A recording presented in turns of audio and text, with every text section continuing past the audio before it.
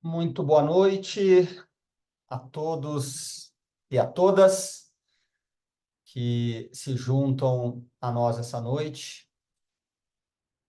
Vou dar aqui mais 2 minutinhos enquanto os convidados entram aqui na sala e a gente já vai iniciar esse último dia da semana societária, da primeira semana societária do Basement.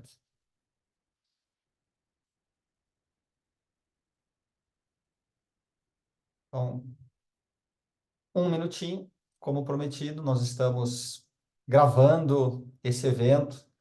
Ele vai ficar disponível nas plataformas, né, no YouTube. Nós enviaremos por e-mail para os inscritos também aqui ao longo de toda a semana.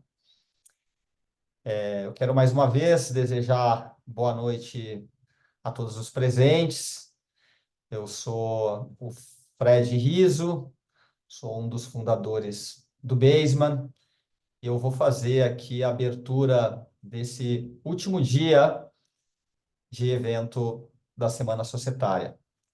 Ao longo da semana, a gente teve uma série de discussões e conteúdos que giraram em torno dos registros societários, do uso da inteligência artificial nas rotinas de governança. Ontem nós tivemos uma conversa muito qualificada sobre o compliance, né, sobre a ótica dos principais casos brasileiros. E hoje, para encerrar, a gente vai trazer o tema da tecnologia. A Semana Societária ela é organizada por nós aqui, pelo Basement, que é uma legal tech pioneira aí na gestão societária e gestão de equity de empresas brasileiras. O nosso propósito é criar um mundo com mais donos e donas. Para isso, é fundamental que aquela ideia de que sócios, ter muitos sócios é um problema, seja a frase do passado, né? Então, para tirar esse propósito do papel e permitir que realmente ter muitos sócios e cuidar da governança seja algo muito simples, a tecnologia tem um papel fundamental.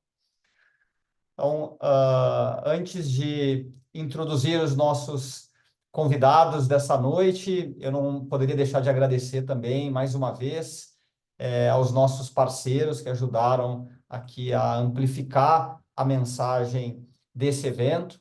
Em primeiro lugar, a Atix, do Matos Filho, do escritório Matos Filho, o Grupo A2 Soluções Inteligentes, o PGLO Advogados, a Vortex e a C2R Advocacia. Muito obrigado a todos vocês pelo apoio. E hoje, então, o nosso painel vai ser sobre as inovações que geram impacto na governança.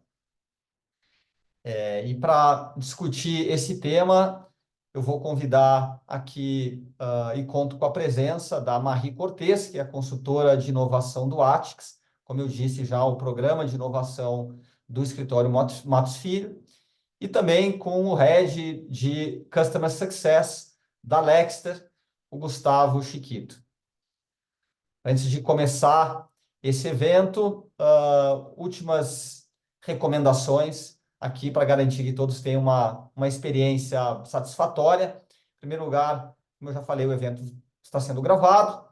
Segundo, a gente gostaria que ele fosse o mais interativo possível, então fiquem à vontade para colocar suas perguntas aqui na barra inferior da sua tela, onde está a QA aqui do Q&A. Vocês podem ir colocando dúvidas, questionamentos, pontos para reflexão aí de todos os participantes. Tá? E, por fim, a gente emitirá um certificado de presença para todos aqueles que participaram de pelo menos 2 dias aqui da Semana Societária. Então, com isso, a gente deseja um ótimo evento aqui, um ótimo painel para todos, que a gente possa explorar em profundidade aqui como a tecnologia pode ajudar as rotinas de governança, o trabalho que envolve os departamentos jurídicos das empresas. E com isso eu chamo, então, os nossos convidados, a Marie e o Gustavo, para se juntarem a mim aqui nesse painel.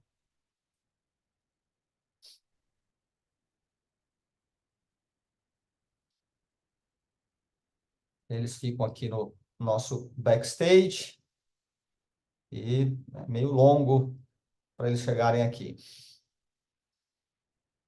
Aí, aí. Olá, Feito. pessoal, tudo bem? Boa noite. Boa noite, Gustavo. Vou esperar aqui só a entrada da Marie. Feito. Marie Olá, também. boa noite. Obrigado, bem-vindos aqui ao nosso painel. E eu queria começar, então, dando a oportunidade para que vocês se apresentem, contem um pouquinho da sua história no mundo jurídico, no mundo da tecnologia. Primeiro as damas, então, Marie, a palavra está contigo. Obrigada, Fred. Um prazer estar aqui com vocês hoje. Prazer, eu sou a Marie. Eu sou advogada de formação, trabalhei bastante tempo como advogada. Decidi fazer uma transição de carreira, já estou migrando aí para o 5º ano.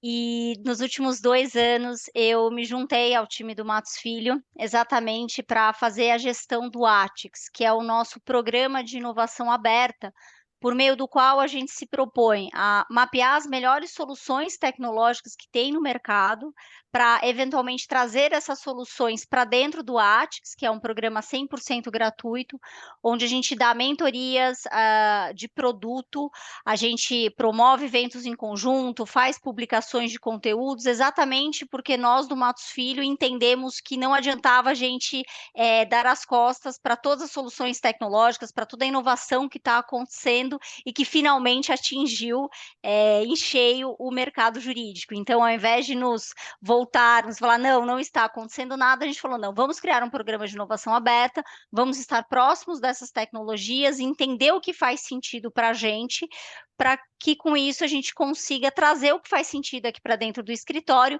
e também apoiar os empreendedores e a fomentar esse ecossistema de inovação tão necessário, na nossa opinião. Marie, conta para a gente aqui, aproveitando, né? A gente tem certamente muitos escritórios de advocacia aqui presentes, assim como muito provavelmente empreendedores e empreendedoras. Então, acho que seria legal você contar, em primeiro lugar, que tipo de impacto vocês têm visto do lado do escritório, né, para os sócios do escritório, para os advogados do escritório de forma geral, como é que o programa tem contribuído e para as startups, para os empreendedores e empreendedoras que querem participar, como é que faz para participar do programa? Boa. Bom, do lado do escritório, a gente certamente vê ao longo desse período, então acho que foi um bebê ainda, né? A gente lançou em 2022, mas a gente hoje em dia, por exemplo, tem 25 startups já no nosso portfólio. O que que a gente percebe do nosso lado? Primeiro que a gente certamente tem movido cada vez mais o ponteiro da cultura de inovação, que é tão necessário, né? A gente fomentar dentro de qualquer escritório, qualquer empresa, porque como eu sempre digo, você pode ter a melhor tecnologia do mundo, mas se você colocar na mão de uma pessoa que não está aberta a receber aquele tipo de tecnologia, não vai adiantar nada. Então, a gente percebe que quando a gente coloca todos os nossos times, já que o ATICS é um programa institucional, a gente coloca cada uma das práticas que tem relação com as soluções que a gente traz aqui para dentro, em contato, para dar essas mentorias de produto, promover eventos e publicações, as pessoas começam a perder o medo de soluções tecnológicas, entendem como esse meio ambiente, né, funciona dentro aqui para o escritório, e com isso ficam mais abertos a testar essas soluções e pensar em como resolver dores do negócio através dessas soluções tecnológicas. Então é muito legal. Então tem essa parte da cultura de inovação e, obviamente, tem a parte da gente conseguir melhorar a nossa eficiência operacional aqui dentro do escritório em cada um dos times, né? Do lado das startups que fazem parte do nosso portfólio, através das mentorias de produto, a gente percebe que, de fato, a gente consegue potencializar essas soluções que a gente participa da evolução do produto. Então é muito legal, porque a gente consegue trazer a nossa visão de mercado, que os clientes estão pedindo, para essas startups que estão ali na jornada, né, para conseguir escalar cada vez mais os negócios. E obviamente que a visibilidade que o Atix dá para essas startups acaba também impulsionando, né? Então, não só a mentoria de produto, mas o fato da gente dar total visibilidade de quem faz parte do nosso programa. Então, quem entrar lá no nosso site vai ver todas as startups que fazem parte do portfólio. Tem também o nosso e-mail de contatos, se quiserem falar comigo, né? Esse e-mail acaba vindo aqui para o time Atix. E para aquelas que quiserem participar, que dando um overview, né? Então, via de regra, a gente traz startups que estão em fase de tração ou escala, para que a gente possa, de fato, testar o produto e, com isso, dar as mentorias de produto. E a gente olha muito também para a parte do quão inovador é aquela solução que a startup oferece, né? Então, aqui num pitch bem rápido, esses são os dois grandes requisitos que a gente olha. E um ponto importante é mencionar o seguinte, que não necessariamente a gente olha só para Legal Techs. Então, muitas vezes a gente tem aqui startups que tangenciam os trabalhos que a gente presta. Então, por exemplo, hoje a gente tem uma EdTech no nosso portfólio. Fala, por que tem a ver EdTech com Matos Filho? Bom, tem tudo a ver. A gente tem uma área de segurança da informação enorme, né? Então, fazia sentido a gente ter essa EdTech para ter jovens aprendizes aqui dentro do Matos Filho. Então, isso quer dizer que mesmo que você não seja uma Legal Tech, pode ser que a gente tenha esse interesse em conhecer e te trazer para dentro do Atix. Excelente.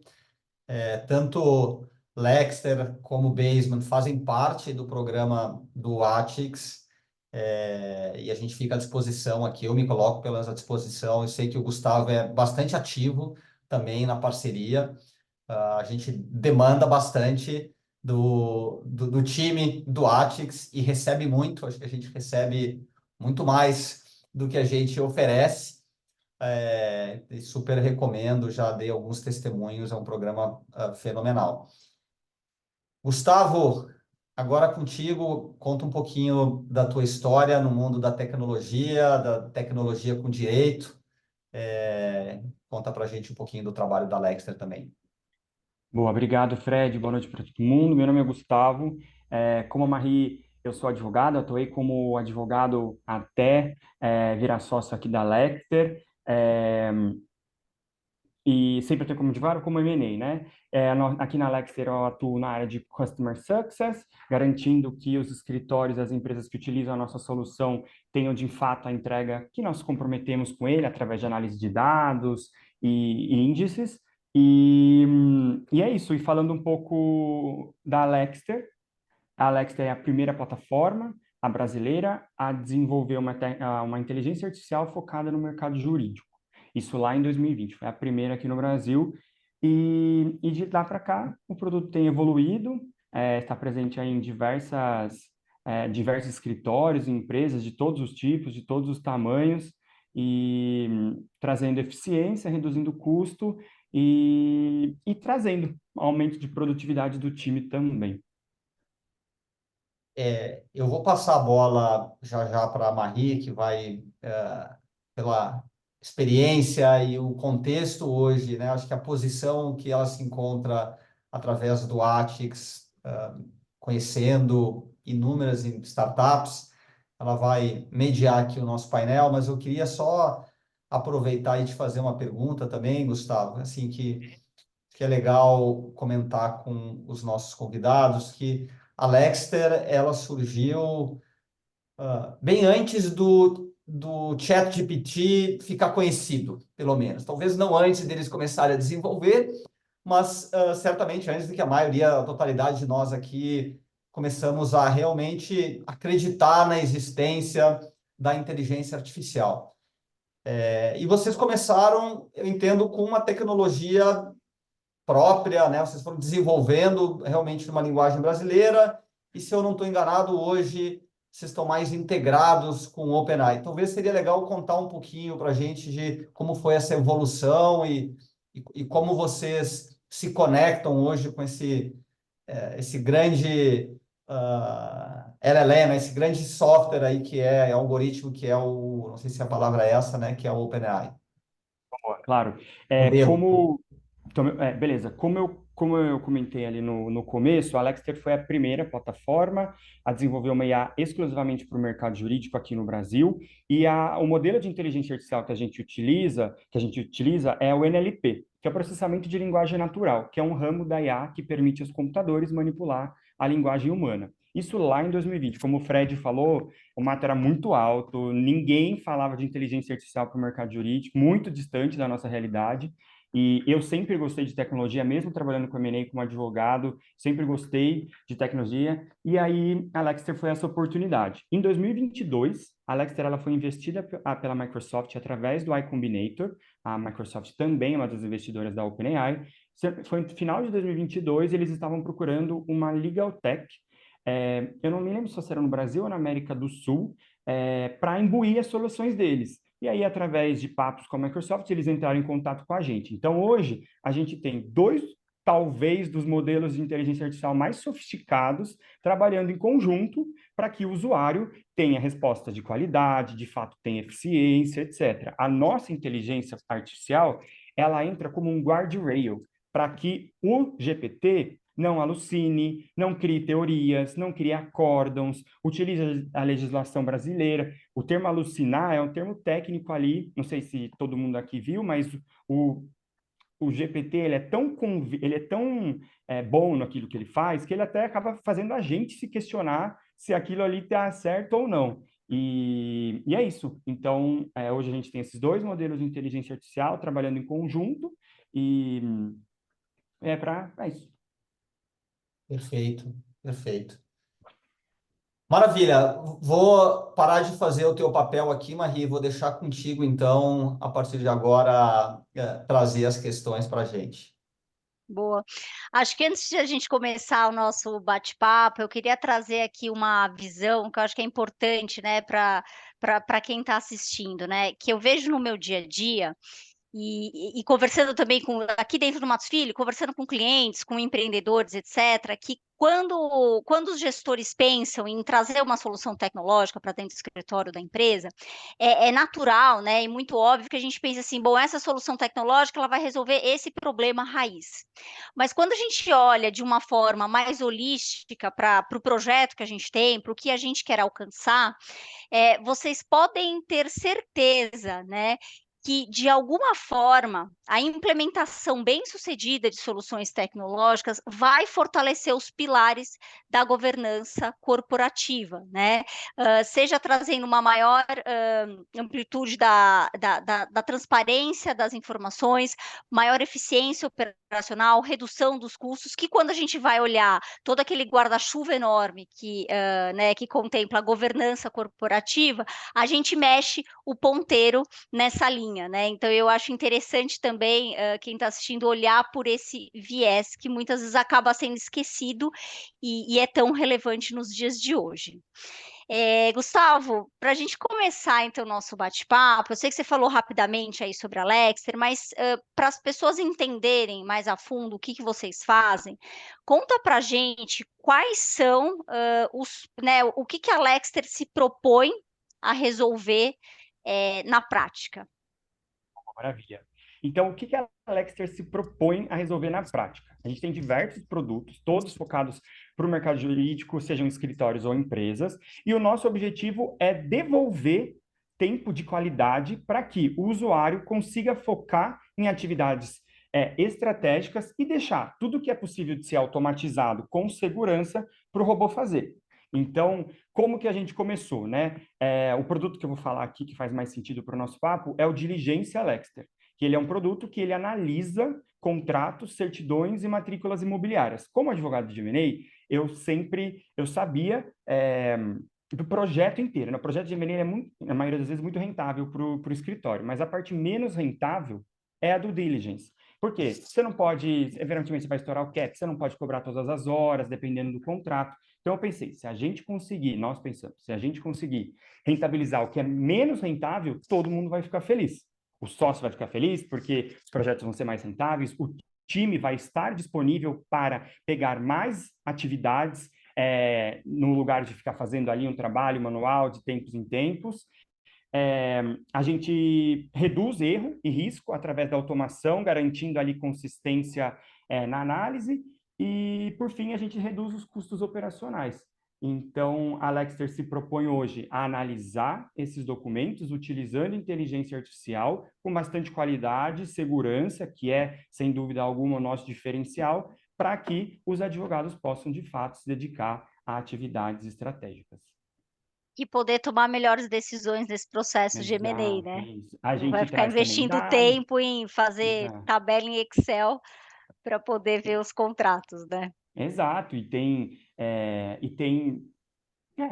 exato, tem isso, a gente traz dados para o cliente, então, muitas vezes ele está imerso ali em dezenas de documentos e ele tem que fazer um corte ali, ele tem que escolher, porque ele não tem recurso humano para analisar. Tipo, segunda-feira a gente fez uma análise de 4.875 para um projeto de um escritório. Você imagina quanto... A gente fez uma conta, eles demorariam 22 semanas para fazer isso manualmente, considerando as horas ali para fazer. Então, não tem como não falar que isso... E a gente demorou questão, sei lá, 30 minutos, uma hora, para fazer essa entrega para eles. Então, de fato, a gente consegue... É perceptível. A pessoa que utiliza a plataforma, ela já traz, por default, essa percepção. E acho que um ponto interessante de mencionar aqui, gente, que é algo que o Gustavo sempre fala bastante, a gente também sempre reforça, que é né, a solução da Lexer ou outras soluções que vocês vão encontrar no mercado, a gente não está falando de uma substituição do trabalho do advogado, a gente está falando de melhorar o trabalho que o advogado presta, né?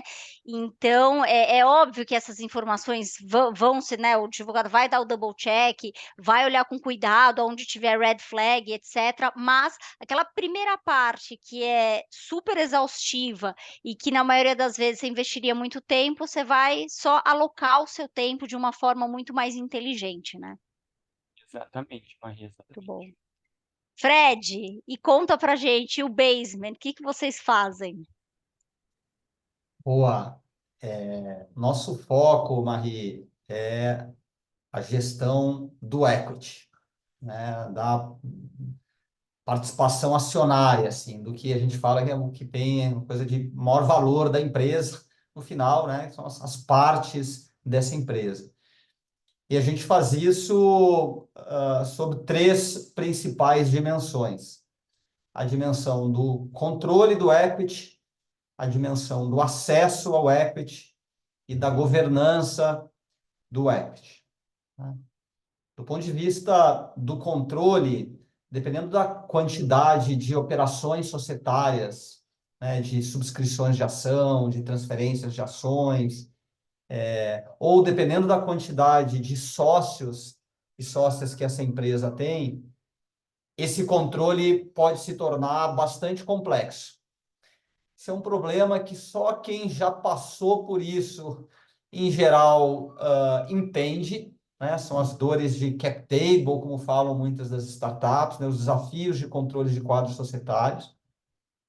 E, aliás, foi entendendo um pouco e trabalhando com cap tables complexos que a gente também descobriu que tinha uma oportunidade aqui, tinha um desafio, quando num determinado momento, né, a gente, antes de criar o Basement, tinha uma plataforma de equity crowdfunding, então a gente ajudava companhias a trazerem muitos sócios para os seus quadros societários, e a gente sempre via que os empreendedores não conseguiam dizer e acertar o cálculo do cap table, quanto cada pessoa tinha, né? E nas startups são alguns fundadores, tem investidores com contratos de conversíveis, sejam mútuos, debêntures, etc.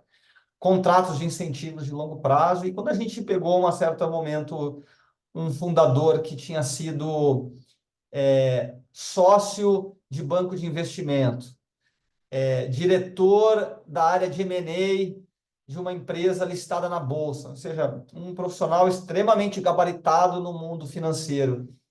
E o cap table dele, que ele achava que ele tinha versus o que a gente encontrou na diligência, tinha uma diferença de 4%. Ou seja, ele tinha 4% a menos do que ele achava que ele tinha. A gente falou, opa, Se mesmo alguém extremamente sofisticado tem dificuldade de controlar essas participações, a gente precisa encontrar e desenvolver uma ferramenta para isso. Então, o primeiro problema que a gente resolve é esse, né? A gente fala da escrituração dessas ações. Nós desenvolvemos aqui uma escrituradora self-service, a gente diz, porque os escrituradores, em geral, né, Itaú, Bradesco, os principais, mesmo os que estão surgindo hoje, você, como cliente, não manuseia essas ferramentas, quem manuseia é a própria instituição financeira. Então, a gente desenvolveu essa escrituradora num formato de software autônomo. Autônomo, digo, para que os clientes tenham autonomia. Mas acontece que são, no final, poucas empresas, proporcionalmente falando, que têm muitos sócios e que têm esse desafio de gerenciar muitas participações. Então, onde a gente encontrou um problema que era mais abrangente foi na segunda dimensão de acesso com os incentivos de longo prazo, haja vista que grande parte das companhias de alta performance, né, de crescimento rápido, elas precisam atrair e reter talentos oferecendo uma participação no negócio, oferecendo equity no negócio.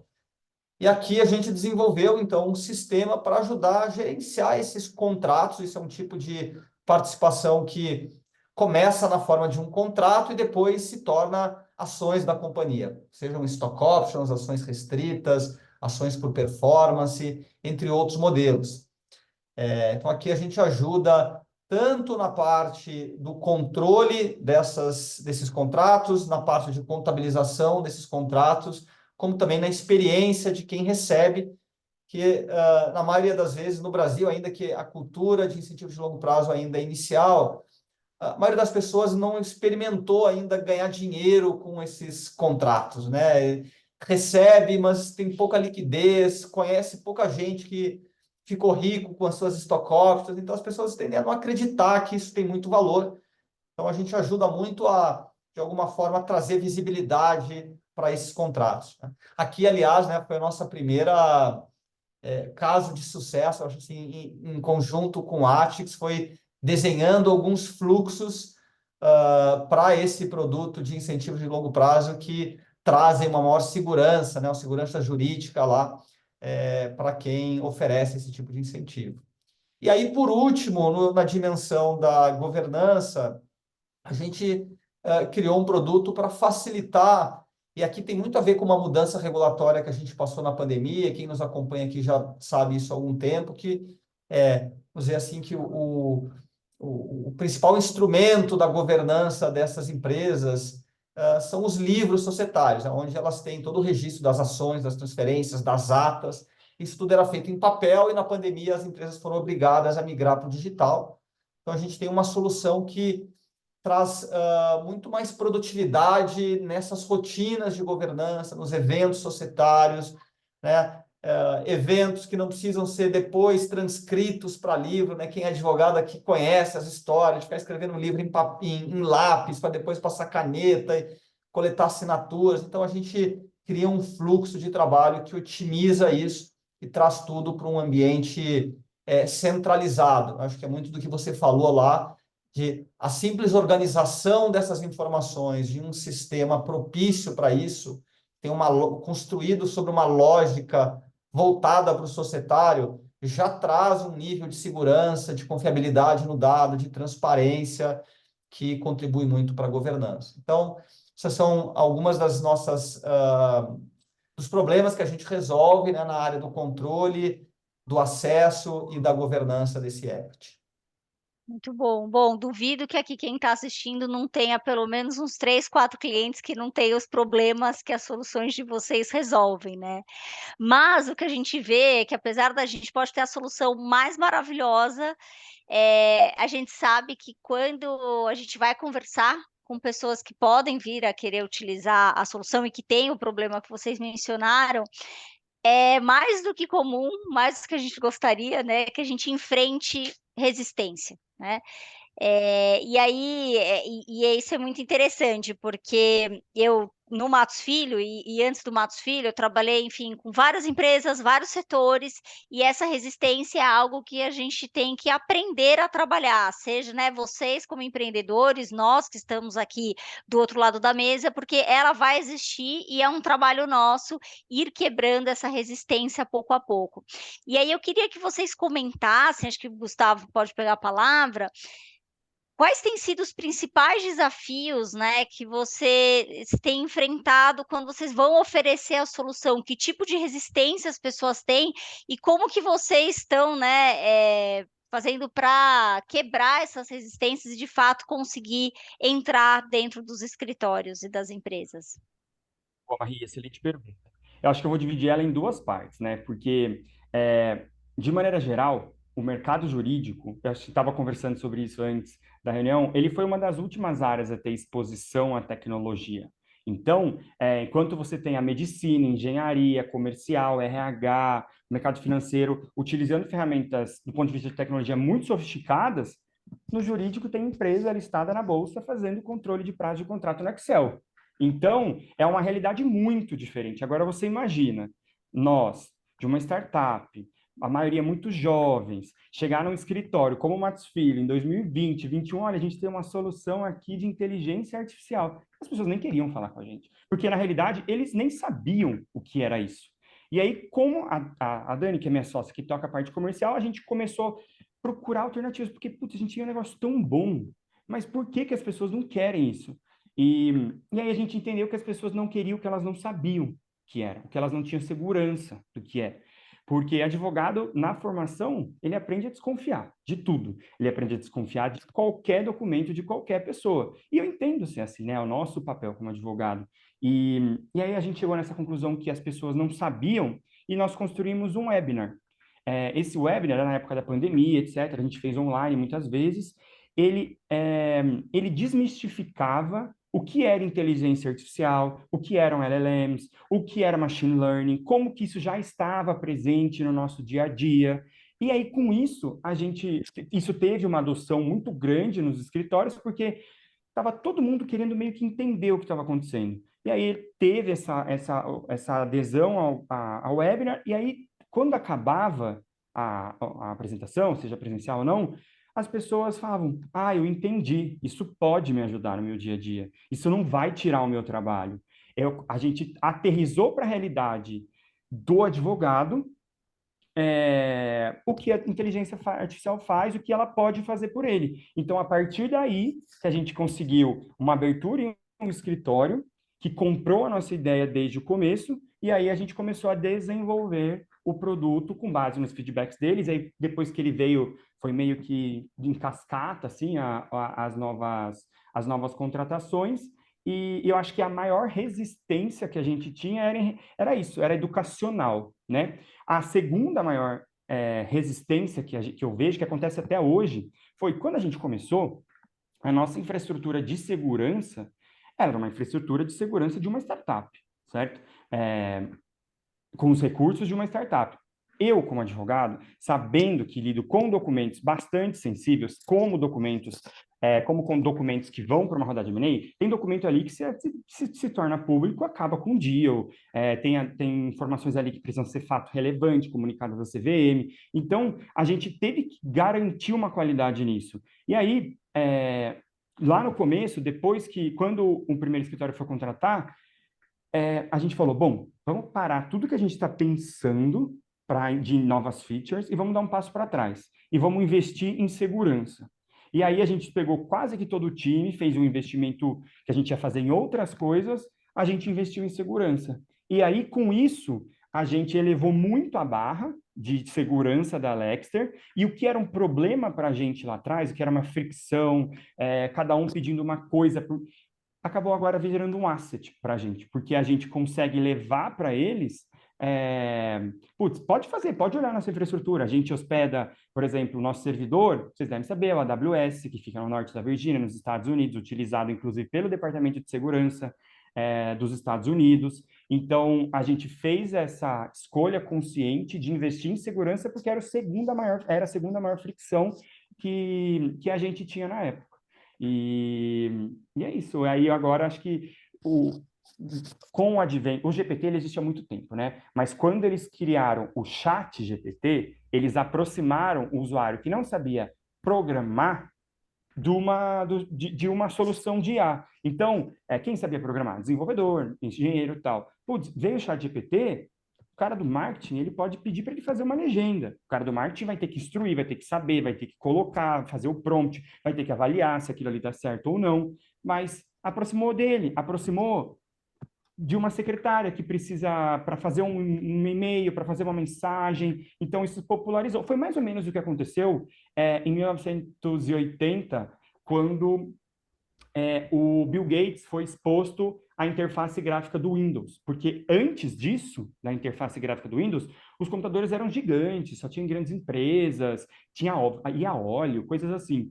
E quando ele viu a interface gráfica, putz, vai ter uma grande revolução na tecnologia. Porque aí começaram, salvas as devidas proporções, os personal computers, porque eu não precisava mais saber programar para rodar alguma coisa. Eu pegava o mouse, clicava no link e abria o WordPad para eu escrever.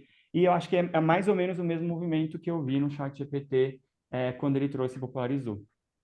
Não, com certeza, faz todo sentido, né, o ChatGPT teve, né, está tendo, né, um papel educacional, né, muito grande aí para quebrar essa resistência, né, as pessoas verem que realmente funciona.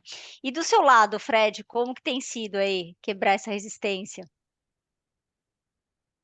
É igualmente um desafio. A gente tem até algumas perguntas aqui, né? O Ricardo, ele pergunta por que que você acha que o setor jurídico está atrasado na vanguarda da inovação, por que que é um dos últimos setores, talvez a Marie, que trabalha mais próximo aí com os advogados e com as startups, pode nos ajudar a responder depois, mas a gente vivencia isso no dia a dia, que é um perfil de profissional que realmente é mais desconfiado, é mais apegado, talvez, aos seus processos atuais. Então, tem mais resistência, assim, não é, em geral, o early adopter, né? Talvez isso também os mais antigos, né? Tem uma geração nova de advogados entrando no mercado, os jovens, a gente às vezes encontra alguns escritórios aqui jovens que já têm toda uma formação mais voltada à tecnologia, mas via de regra é um público mais ressabiado.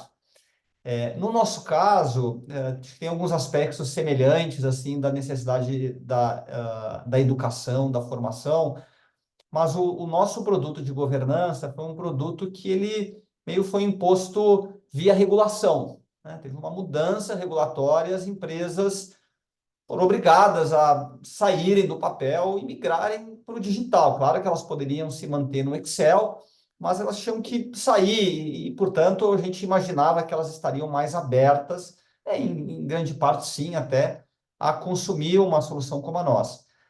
Mas a gente viu talvez dois principais problemas, assim, um ligado à maturidade da governança dessas empresas e outro ao tamanho do legado, assim, ao trabalho percebido por elas para conseguir passar a ver valor na ferramenta, né? Em relação à maturidade, que tem um perfil de empresa que lida com esses aspectos da governança, em especial dos livros societários, como algo que, sim, em geral, né, 99 das empresas antigamente nunca conseguiam manter os livros em dia.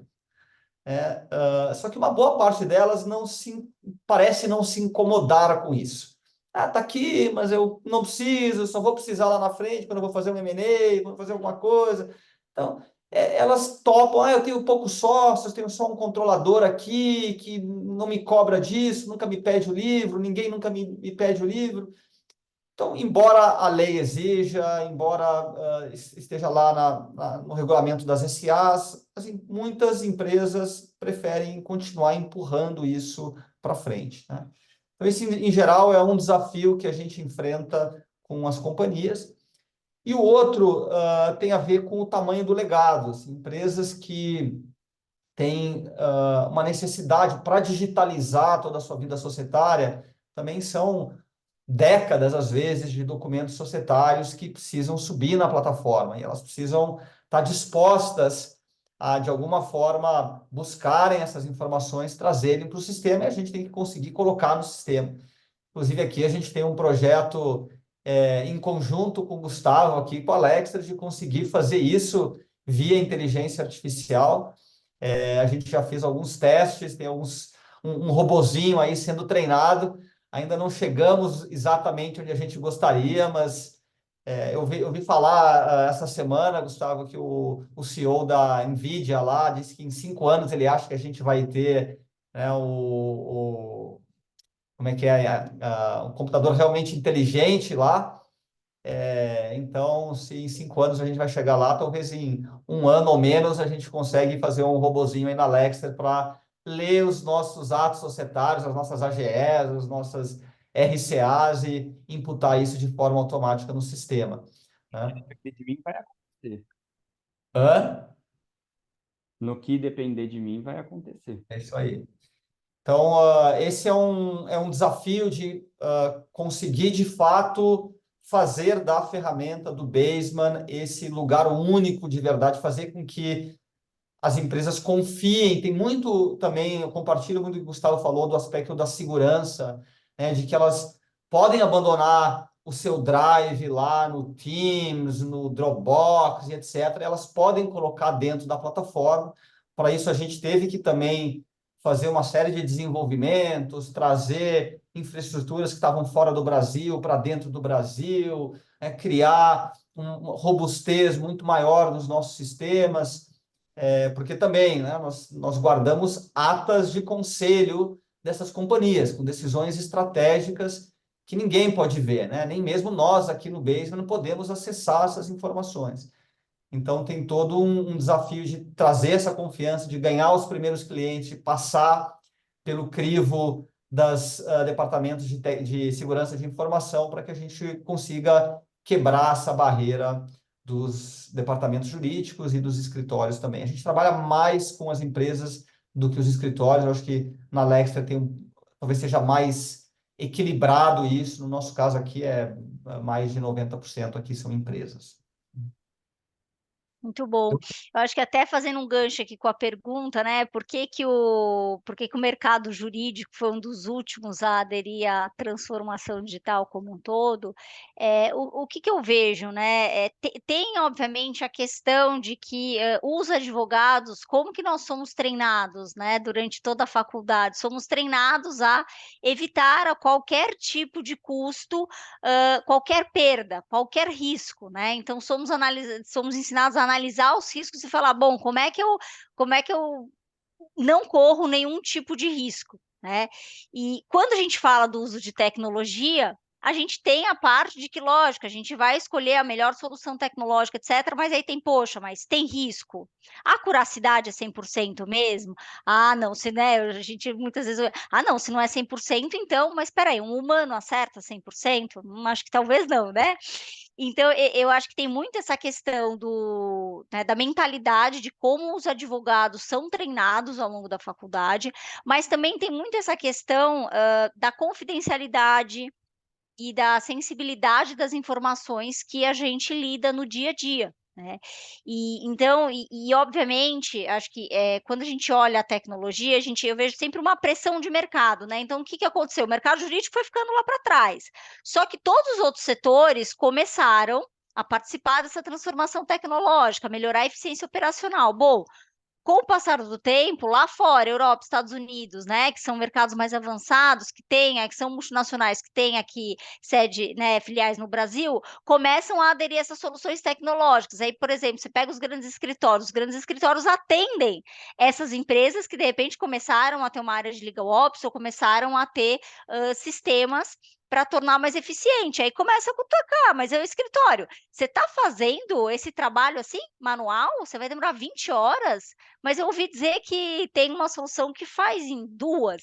Então, é essa pressão de mercado que eu percebo que começou realmente a acontecer, e aí, obviamente, com o boom da inteligência artificial generativa, que realmente é revolucionário, né, vai mudar muito o nosso mercado, fez com que a gente olhasse e falasse: "Opa, espera aí, não dá para se voltar contra isso. Vamos entender e trazer, obviamente, as melhores soluções tecnológicas. E você, né, o Fred mencionou, o Gustavo também, a parte de segurança, né? Então a gente vê cada vez mais, quando a gente olha aqui para o, né, pro mercado brasileiro de legal techs, a gente vê que as startups evoluíram demais nessa parte de segurança, principalmente quando a gente fala de legal tech.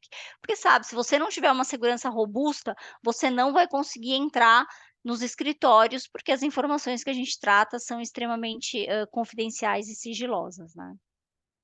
Eu acho que até nessa área de mitigação de risco, do viés do advogado, eu achei bem interessante essa pergunta aqui do Luiz. Eu acho que é para ti aqui, Gustavo, né? De que riscos que tu enxergas na utilização da inteligência artificial no setor jurídico? É, como que funciona, né? Eu acho que você mitiga riscos quando você faz a escolha de uma boa plataforma. Então, isso já é um primeiro ponto que a pessoa tem que ter.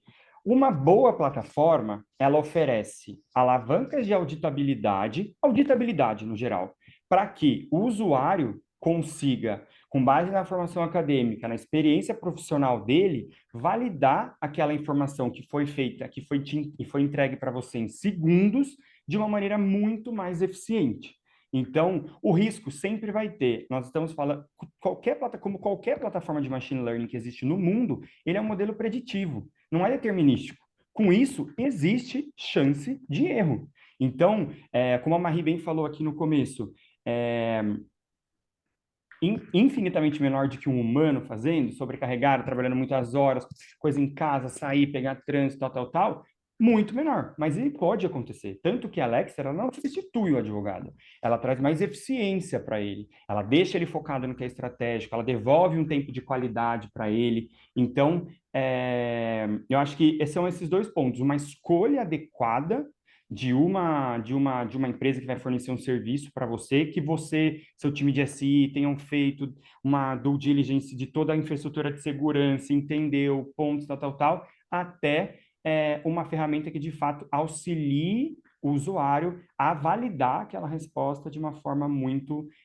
mais alta. Eu sempre falo, o risco ele sempre vai existir, sendo com o humano ou sendo com a plataforma. Por isso que a gente fala, não é para pegar, a gente entrega uma base ali do relatório de auditoria com o fichamento dos contratos pronto para o cliente. Então, mas ele não pode pegar isso daí e simplesmente anexar no relatório de auditoria e entregar. Isso é um risco altíssimo. Mas ele precisa ter uma política, e o Marcos Filho tem isso muito bem desenhado, uma política muito bem feita de como os colaboradores dessa empresa ou do escritório podem utilizar. Então, como que eles vão utilizar? Tem que pedir autorização para o cliente, tem que pedir autorização para a matriz global, qualquer documento, não, é documento sensível, não, documento sensível, sim, documento público, não, documento público, sim. Então, existe isso. Eu acho que uma política bem desenhada para a empresa, para o escritório, minimiza e muito os riscos do usuário colocar um documento que não deveria, coisas nesse sentido. Eu vejo dessa forma. Que entra muito na parte de educação, né? Você tem que tomar Exato. muito cuidado, ter um planejamento muito claro, quem vai utilizar essa solução de O como, né? inteligência artificial, né? Precisa estar muito claro para a pessoa, porque senão você pode ter aí um belo de um risco da pessoa pegar os resultados, ter aquela olhada horizontal que não é para ser feito, né? Para olhar com profundidade, antes de tomar qualquer ação depois né, do documento ter sido analisado pela IA. Muito bom. E, bom, acho que a gente tem ainda tempo para algumas perguntas, né? Eu queria saber, Gustavo, você comentou, né, de alguns, né, de uma forma mais superficial, alguns cases, etc., mas com a parte de resultado, assim, se você pudesse pegar, ver os clientes que vocês já atendem, né? Quais ali cases de sucesso, ou, né, resultados em geral você tem visto aí com o uso da Lexter? É, a gente tem muitos projetos, muitos cases de sucesso. O ano passado, eu e o Thiago, que é o CPO aqui da Lexter, nós participamos de um Congresso Internacional de Inovação Aberta. A gente publicou um case, a gente foi aprovado e a gente foi lá apresentar. E esse case é público, se eu não me engano, está no nosso site, mas se não tiver, está nas nossas apresentações, eu posso falar. É o Demarest, o escritório, foi o primeiro escritório que apoiou a Lexter lá no começo. E aí a gente conseguiu comprovar com dados. Eles utilizaram num período de tempo 25, mais de 20, eles processaram na Lexter mais de 25 mil documentos em um período de tempo. A gente entregou, fez as entregas naquela época com mais de 90% de acuracidade. A gente reduziu em 50% o tempo que o time ia demorar para fazer a entrega, e a gente soltou uma pesquisa depois para os usuários desse escritório saber quão desapontados eles estariam se a gente desligasse a Lexter hoje, e 80% disse que ficaria muito desapontado, que era a pergunta, a classificação mais positiva possível. Então, a gente conseguiu comprovar com dados aumento de capacidade de entregas do time, entregas mais rápidas para o cliente, e entrega mais rápida significa que o escritório vai faturar mais rápido, porque quanto mais tempo demorar, mais tempo vai demorar para você receber esse dinheiro. Com entrega mais rápida, os usuários conseguiram se dedicar a outras atividades, ou seja, eles estavam bilando em 2 projetos ao mesmo tempo, não estavam bilando em um projeto só, mais, então está conseguindo que ele consiga produzir mais.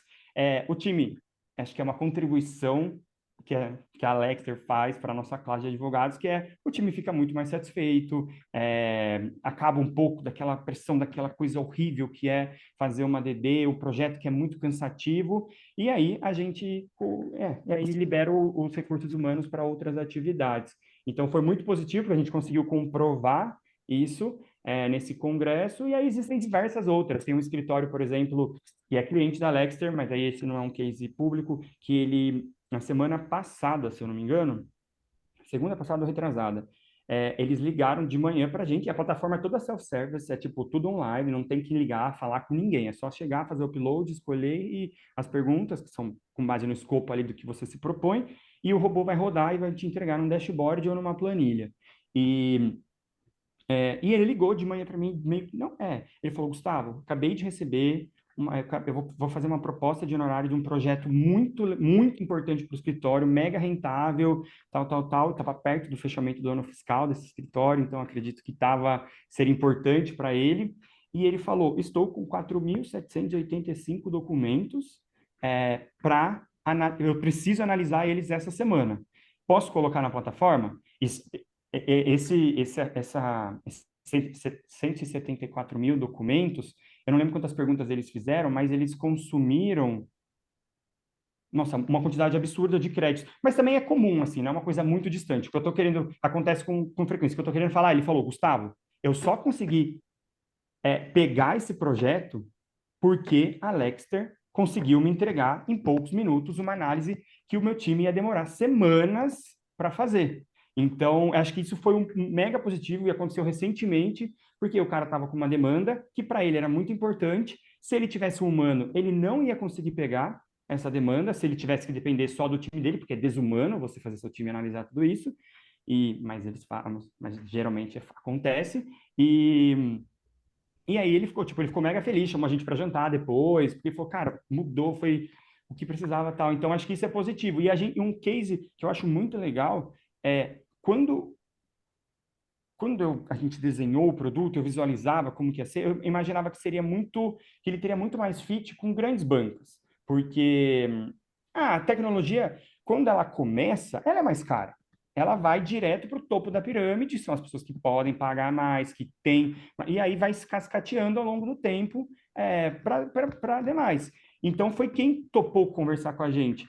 E é isso. E aí, a gente viu um movimento no último ano de muitos escritórios super relevantes, referência no mercado, porém escritórios médios, com menos time, com menos pessoas, contratando a Lexter, por quê? Usando a Lexter, eles conseguem competir de igual para igual com uma grande banca. Por quê? A grande banca, se ele tem lá 2.000 documentos, o cliente falou que são 2 dias, 2 dias será. E ele vai pegar 60 pessoas, o time inteiro dele para fazer isso. Agora, o escritório médio, muito bom, muito relevante, porém, ele não tem essa quantidade de time. Então, ele acaba deixando de atender algumas demandas. Com a Lexter, eles conseguem competir de igual para igual com as grandes bancas, porque a parte que costuma tomar a parte que toma muito tempo, que é o fichamento, que é essa análise desses documentos, vai ser igual para todos, de 30 segundos a 5 minutos, pouco mais, dependendo da qualidade do documento e tal. E aí ele só vai precisar de gente para analisar isso. Ele já ia precisar de gente para analisar de qualquer forma, fazendo manualmente ou utilizando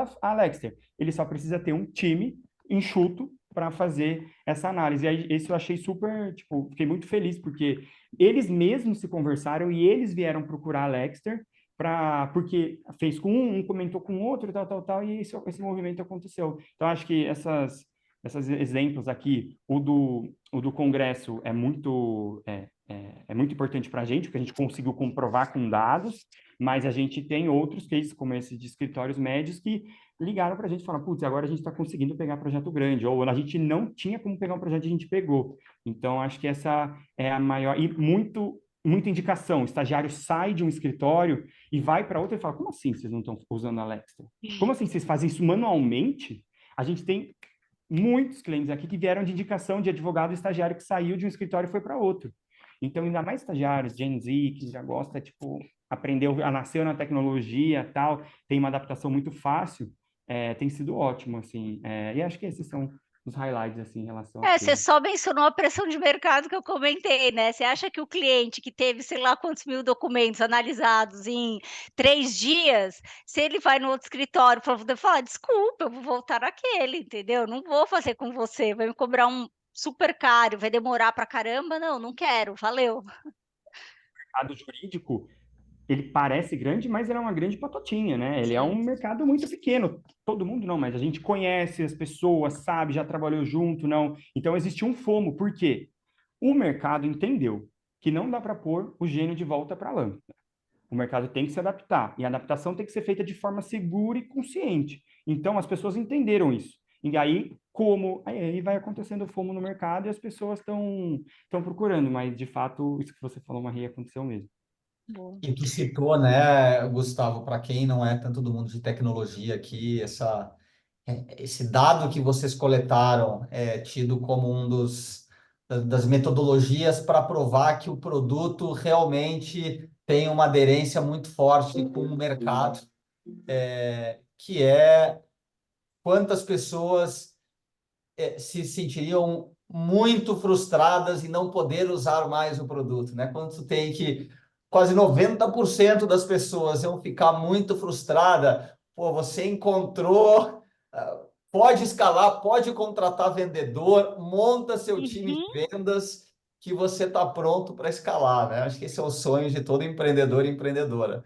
E sabe um ponto que eu acho interessante? A gente já vê algumas vagas lá de fora que tem o anúncio e já coloca lá que o candidato tem, por exemplo, outro dia eu vi que o candidato tinha que saber mexer no Relativity, né? Que é uma plataforma relativamente antiga, já de uso nos Estados Unidos. E eu tenho assim, não dava de certeza, mas assim, a minha aposta é de que no futuro, da mesma forma que alguém, né, quando vai fazer uma entrevista de trabalho, pergunta: "Ah, tem vale-refeição? Tem não sei o quê", ela vai perguntar: "Olha, tá bom, eu tô entrando na área de M&A, você tem algum tipo de solução? Como é que é feito?" Porque, assim, as pessoas não faz mais sentido a gente fazer como se fazia há 10, 15 anos, se a gente tem soluções que fazem com que a gente use o nosso tempo de forma mais inteligente, né. Com Tem certeza. isso em relação à vaga, e o que me chama muita atenção, Marie, tipo, as pessoas falam, você acha que vai substituir? Eu não enxergo a curto, médio prazo uma substituição, mas eu sinto que a exigência do profissional vai ser diferente, mesmo para um advogado. Era muito comum você falar com advogado, não sei mexer em planilha Excel, não sei analisar, número, não sei o quê. Hoje não dá para você falar, você não precisa ser um programador para ser advogado, isso você não precisa ser mesmo, mas você precisa aprender a analisar dados, e isso vai ser exigido. A gente abriu uma vaga aqui recentemente na Lexer de advogado júnior focado em dados e relacionamento. Era uma skill que não era necessária há anos atrás. Putz, eu preciso de advogado com conhecimento jurídico para analisar dados e fazer relacionamento de alguma forma com XYZ clientes. Tipo, isso é muito novo. A vaga ficou aberta há 3 dias. Foram 896 candidaturas para advogado júnior, e como é remota, pode vir de vários lugares, por isso que deu isso. E ela ficou 3 dias só porque era a versão gratuita da vaga, então por isso que eu imagino quando se tivesse continuado os outros dias. Talvez não precise saber programar, mas vai ter que saber fazer pergunta para a inteligência artificial, né? Que não é algo simples, ser um prompt engineer, vamos dizer assim. Essa era Opa, uma vaga, um trabalho que não existia prompt engineering há, sei lá, 4, 5 anos atrás, não sei, não existia. E hoje existe uma vaga, assim Né? como existiu uma pessoa que ela acendia o poste todas as noites na cidade de São Paulo, por exemplo, quando ainda era vela, ou quando era elétrico, mas era manual. E as gerações vão trazendo novas atividades e, eventualmente, acabando com outras. Fred, acho que estamos caminhando para o final, né? Chegamos aqui no nosso tempo limite. Chegamos, passou rápido, né? O papo foi bom. Acho que é realmente agradecer, então, pela disponibilidade, Marie, Gustavo, para trazerem as suas experiências e vivências aqui no mundo jurídico da tecnologia, né, da tecnologia inserida no mundo jurídico. Muito obrigado, aí pelas contribuições de vocês e para todos, os participantes de hoje. A gente, como organizador aqui dessa Semana Societária, ficou muito contente com o resultado, com as conversas geradas aqui, com as discussões geradas. E hoje aqui, para fechar, não foi diferente, com essa super solução aqui da Lexter e com toda a experiência do Atix, ajudando a promover startups como a Lexter, como o Basement e 23 outras aí, como a Marie colocou. Então, se vocês querem fazer alguma contribuição final. Só agradecer o convite, Fred. É sempre um prazer falar sobre tecnologia e direito. E me coloco à disposição, quem quiser me adicionar no LinkedIn, marcar um café virtual ou presencial, vou adorar conversar com vocês. A mesma coisa, pessoal. Eu adoro falar sobre tecnologia, adoro falar sobre direito. Então, quem quiser vir conhecer a Lexter, tomar um café, conhecer o nosso escritório, ver como a gente faz, fiquem super à vontade. Obrigado a Basement pela oportunidade de estar aqui com vocês e boa noite. É isso. Uma boa noite a todos. Boa Grande noite. abraço. Fiquem